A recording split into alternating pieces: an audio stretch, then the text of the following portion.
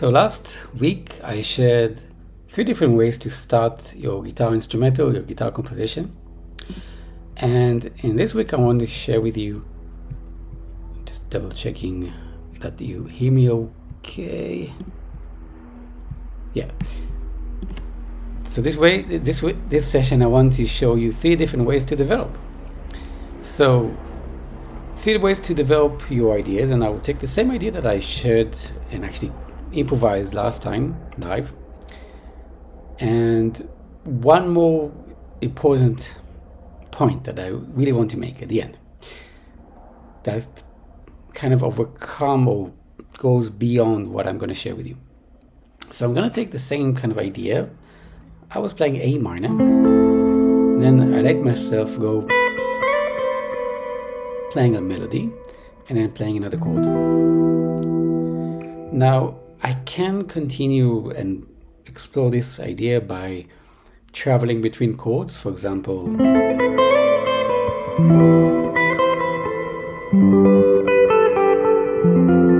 right, that kind of thing. But I want to, before even moving on, before developing this way, I want to show you how to develop this in a simple way without doing too many things that many unfortunately skip for some reason. The first idea is repetition, meaning you can repeat the same thing.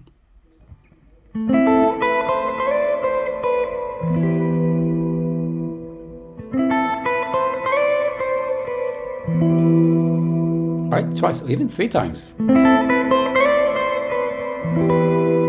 And it feels like the 4th is usually it's something we do different. Something like that. Right, so you can repeat twice or 3 times, and then usually we think in terms of boxes for sides of a square.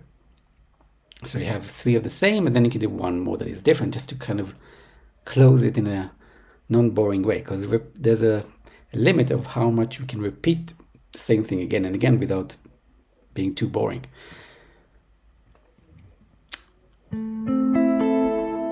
There are a few more ways, but I want to progress to the second idea, okay? So the first idea is just to repeat it. Oh, actually, what I wanted to say is that you can repeat the repetition. So let me try that. I'm going to play the 3 times of the same idea and then 1 different. And you're going to repeat that and let me know if that makes a difference.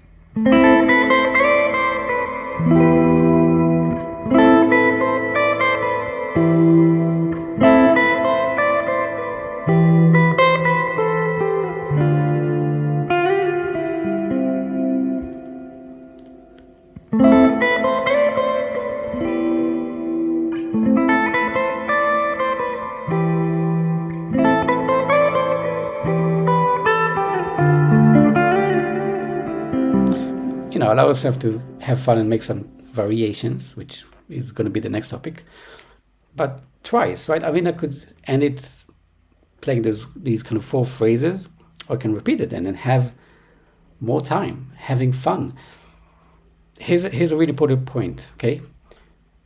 When you create something, you repeat it again and again, so you feel like I need to move on.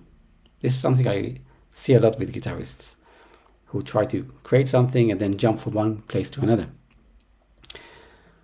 But because you played it so many times and you feel bored, not necessarily the same process happens with the listeners, because the listener, this is the first time you heard it. So 3 times is okay, but think about 6 times, right? Of just playing this. And then it becomes something more memorable, first of all, and it becomes more familiar, and something that is more familiar and memorable is more likable. So there's more chance for a listener to like your music if you repeat your ideas. So that's the first idea, repetition. Now repetition with variations. I made some kind of variations, and you can do rhythmic variations, dynamics, and all kinds of things. I'm going to take the simple idea of changing the last note. Okay, that's the first idea. Okay, I changed the last note. I just ended on a different note, see? And I thought, well, I just can play the chord C. And that gives you like another perspective. It's like the same thing but different, same but different, right?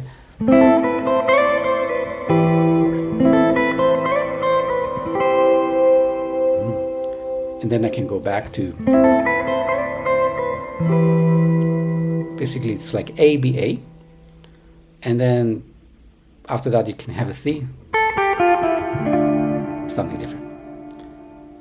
Okay, so by just changing the last note, usually, or other variations, without drastically moving to another idea, organically you can build your piece bit by bit, just by changing a little bit of here and there.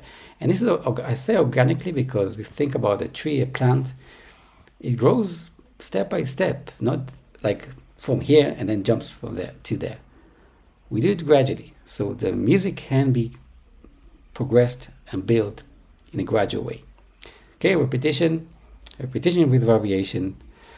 And the last one is really cool. The term is sequential modulation. It basically means copy and paste. And there are two types of copy and paste that are really cool. You probably know them if you've been playing for a while. If not, that's great. Still, you can learn something new. Without again changing anything, you can copy and paste the same thing you play on a different part of the fretboard.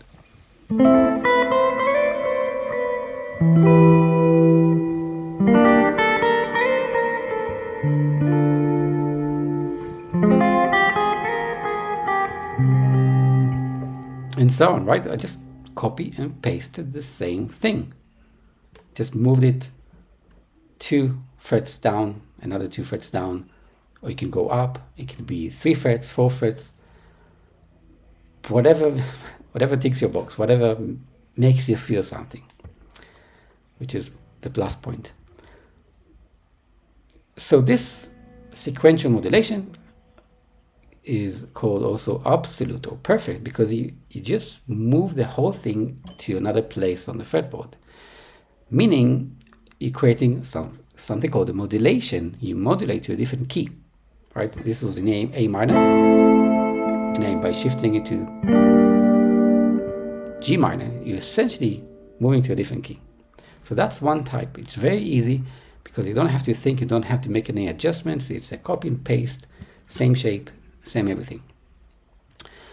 And the other approach is more interesting if you want to stay inside the key. It's called relative, meaning you play relatively to the key and you make the adjustments and changes according to the chord and the notes you have in that key. So for example, if I want to move back, it won't be G minor, it will be G major, because the key of A minor, naturally, a simple way, it's the G chord, it's not a B flat, it's a B natural, meaning if I'm playing a B flat, I need to change it also on the melody. Okay, so now I'm moving to G.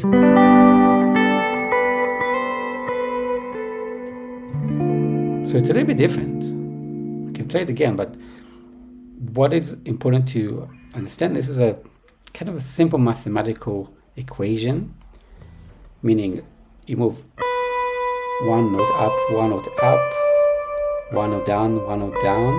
You skip 2 notes backwards, okay? And that's the same thing over here, but adapting it to what the notes in the key, G, A, B, or 1 note up, 1 note up, 1 note down, 1 note down, and then 2 notes down. Actually, now I realize that I changed it probably. No, sorry, I wasn't. It is up, up, up, down, down, and then 2 down. And that's why I came up with this D minor chord, which is the same as E minor. It works well because it's relative. Let me just play the 2 options. Let me know which one you prefer.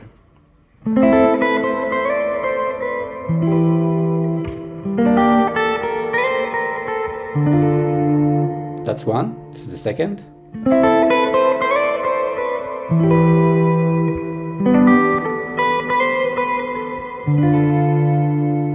tiny bit of a difference. Let me know what you think. Obviously, you can use both.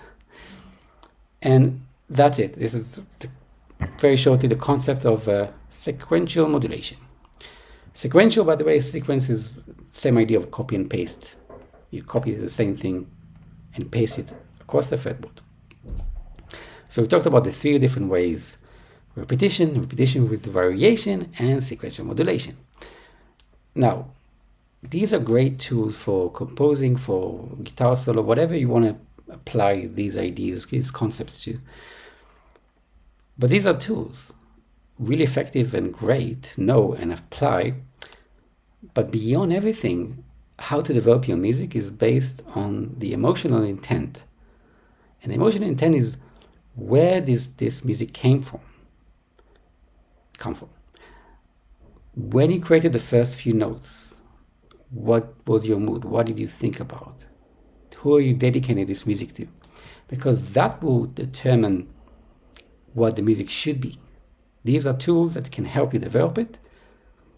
But you, first of all, to make a choice, which one, the perfect or the relative, to find the best solution is not, you can use your ears, and if it sounds good, use it. But what you want to do is connect it to your initial idea. Does it convey what I want to say?